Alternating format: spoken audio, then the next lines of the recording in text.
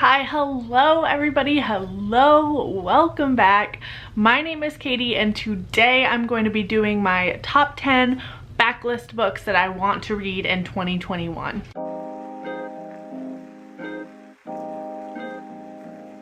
My mug of the day is a nice K with a gold handle here. So I've already done my most anticipated releases for the first half of 2021, but one of my goals this year is to cut down on my backlist physical TBR. So I've got 10 books here that I for sure, if I don't read anything else, want to read these ones. The first book, we are starting out with A Chonker, Dune by Frank Herbert. This is a science fiction. It's actually one of the considered a classic science fiction novel that takes place thousands of years in the future where humans have spread out and colonized various planets. We follow the main character who is a boy on a desert planet, but his family controls this planet, which means they control this spice drug that all of the wealthy people want.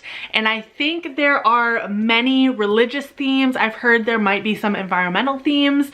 I do want to pick this one up. It's been on my TBR for a little bit now and I want to make sure I get it completed before the movie is released because I do want to see the movie. I'm putting this on this list because I do just need a kick to get through this chunky novel. Keeping in the classic speculative fiction theme, I do want to read The Two Towers by J.R.R. Tolkien. In 2020, I finally, for the first time, completed The Fellowship of the Ring, so I want to continue that momentum and at least read the second book. I would like to complete the series, but we're gonna be realistic. Next up, I have Thunderhead by Neil Shusterman. This is a YA dystopian, the sequel to Scythe, of which I read in 2020 and absolutely fell in love with. This series takes place in a world where there is no more death, no more natural death, no more accidents.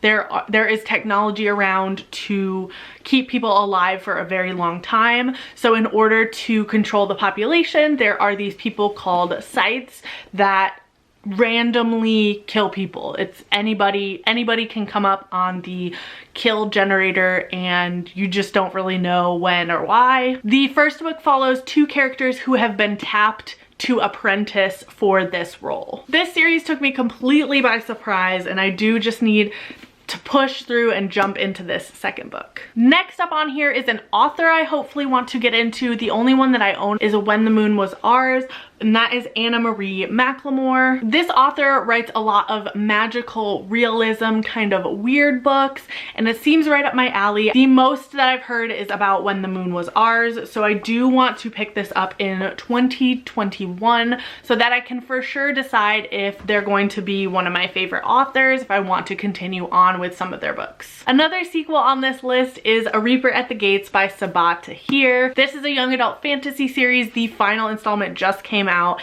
and I am way behind. However, I do love this series quite a bit. I had this issue between the first and second book as well. For some reason, I cannot just marathon this series. It's so emotionally draining that I need breaks between the books, but it's been, I think, almost 2 years since I've read A Torch Against the Night. I think it's time to pick up A Reaper at the Gates. I have it stamped from the beginning, The Definitive History of Racist Ideas in America by Ibram X. Kendi. I want to continue my anti-racism education throughout my entire life, but this is one that has been on my TBR since this past summer, so I don't want it to just sit on my shelf. I do want to read it and hopefully learn something. I want to pick up The Way of Kings by Brandon Sanderson, the first book in his epic 12-book fantasy series called The Stormlight Archives. This is an adult high fantasy that I think follows multiple characters. This says Roshar is a world relentlessly blasted by awesome tempests,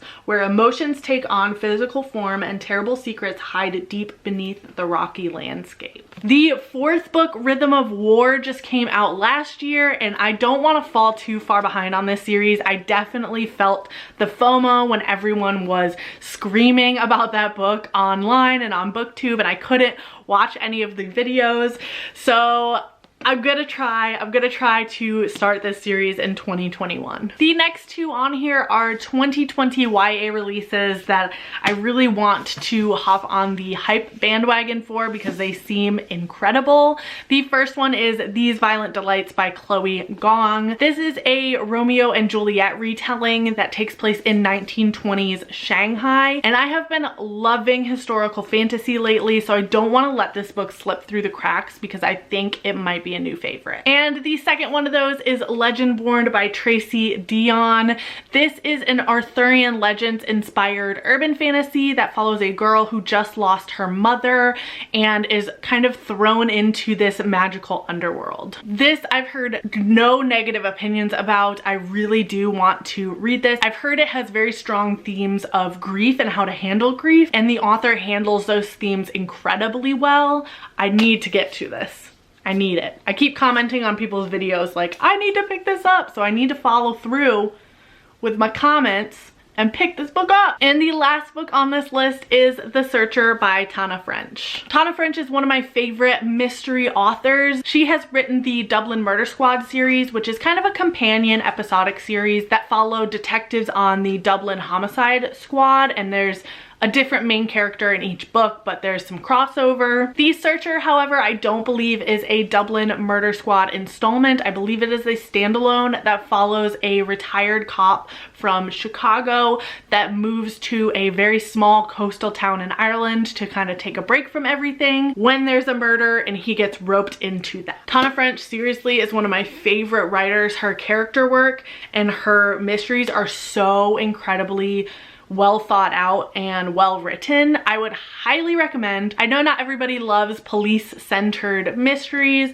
but I would give her books a go just to see if they're for you, because they might be. She's incredible. That will be it for me today. I hope you guys enjoyed this video. If you did, give it a like, maybe a subscribe if you want to. You don't have to. I do, however, have a link to register to vote down below. It is never too late to register to vote, especially in the United States where I am.